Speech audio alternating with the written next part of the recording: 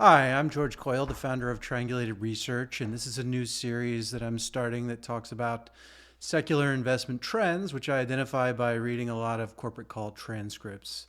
Uh, with this video, there isn't going to be a lot going on visually each week. So what my plan is to make this sort of a 5 to 10 minute series where you can listen, in the car, at the gym, whatever. I might do a little bit of screen sharing occasionally, but for the most part, I'll just have a placard up. So you should just try to listen to this one as opposed to watch me talk. I'll bring up that placard now.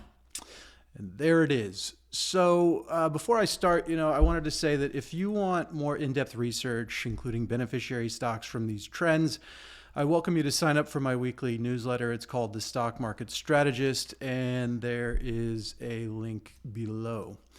So this week, what we're going to talk about is solar energy. And solar energy is really not a new thing. But Elon Musk, the world's wealthiest man, started tweeting, posting about it recently, and that kind of got things going. So I'm going to start by reading a few of the posts that Elon Musk put on X, formerly Twitter.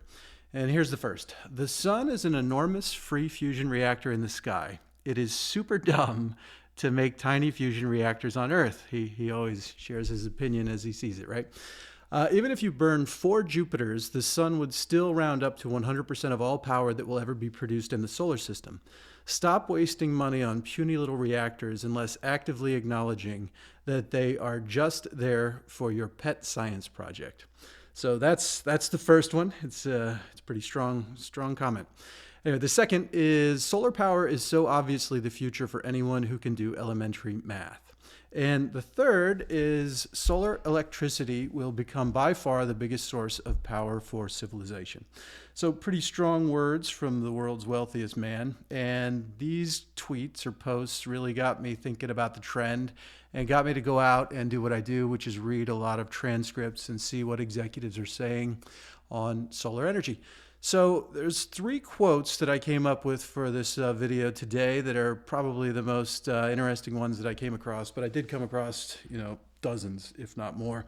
So I'll start with First Solar, ticker FSLR, and they say, at a broader macro level, we believe that the long-term position of the utility-scale solar industry as a whole remains strong, given significantly increasing demand for electricity and the ability of solar generation to meet this demand. That's the first quote. The second one comes from Nextracker, ticker NXT. They say, we anticipate the solar industry to experience unprecedented growth longer term, driven by increasing electricity demand. So there's 2 companies that join a lot of others that talk about how electricity demand is going to continue to rise. And a lot of that's motivated by AI and data centers. Anyway, on to the third quote, which comes from Shoals Technologies, ticker symbol is SHLS, and they say the U.S. Department of Energy acknowledged that solar energy will play a notable role meeting the growing demand given its speed of deployment and favorable cost structure. So again, these are 3 quotes from 3 specific companies, but there are dozens more like this. And in conjunction with what Musk is saying, there's just a lot of positive talk on solar right now. One other sort of aside that I think is interesting that I came up with when I was doing this research comes from the company Comstock, ticker LODE, and they talked a little bit about silver. And this is from the end of 2025, so it's very marginally dated. But anyway, they say silver is hitting all-time record levels of demand. Where is this demand coming from? It's coming from industrial demand, and then they go on to say that it's especially coming from solar panels and photovoltaics, if I pronounce that right. But the bottom line is that solar is creating a lot of demand for silver. And while I think the move in silver at this point is probably just guys trying to pick tops getting squeezed, there is a real fundamental driver with solar. Solar, in addition to everything I've already said, is getting demand from data centers in space, this new concept that people are talking about where they're going to potentially put data centers in space and wrap these data centers in solar panels to use the energy of the sun. So a lot of positive stuff on solar. One thing I like to do is to try to see, what are the prices saying? What are the prices in stocks or sectors saying about the trends?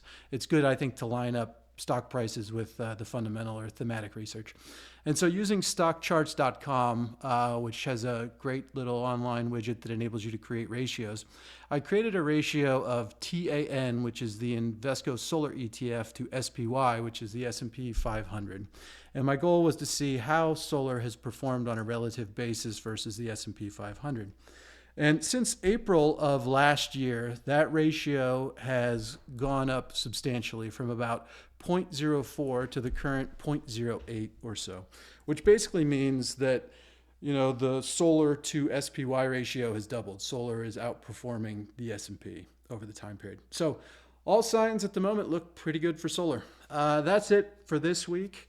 Again, if you want more detailed research, I welcome you to sign up for my paid report, The Stock Market Strategist. What I do is I review a secular trend every week. I share executive quotes that are coming from transcripts, so they're things that in theory you can't just Google and find without some kind of database. And I also have tactical market models, indicators, and portfolios that benefit from secular trends. So I welcome you to take a look at that, sign up for a trial, or just sign up. I think you'll enjoy it, and you can find the link to that below. So thank you, and I'll see you next week.